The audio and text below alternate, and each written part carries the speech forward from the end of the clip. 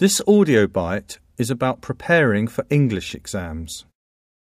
It's normal to feel a little worried before an exam. Some people go into a cold sweat, some say it's all right, and some even say they're not bothered. But we all seem to feel a little different when we're actually in the exam room. So the first thing to remember is that it's normal to feel a little weird.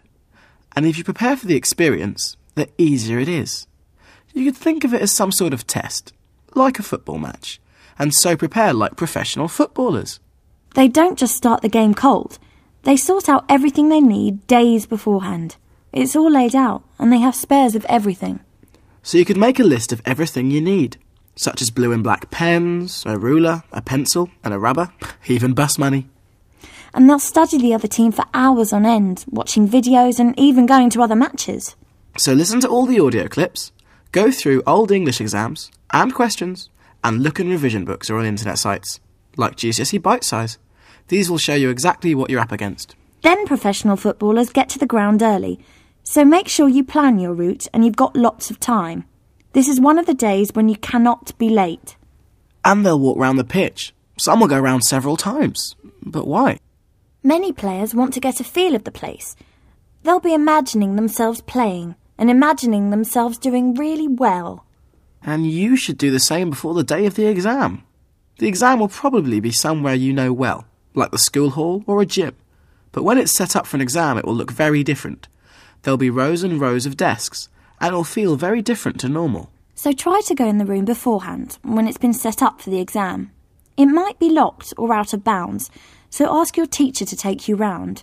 They can hardly say no if you tell them why. And once you're in, sit down quietly and go through the exam in your head.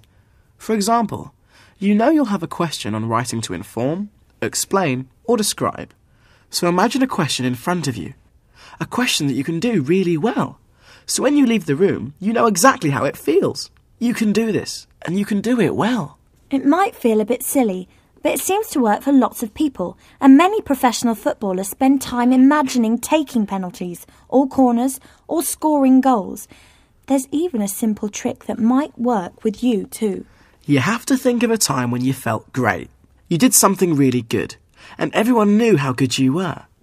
Think of this time and touch your index finger and thumb together lightly. Try to do this a few times each day, thinking about successful things each time. And when you get in the exam, touch your finger and thumb together again. It can remind you about how good you are.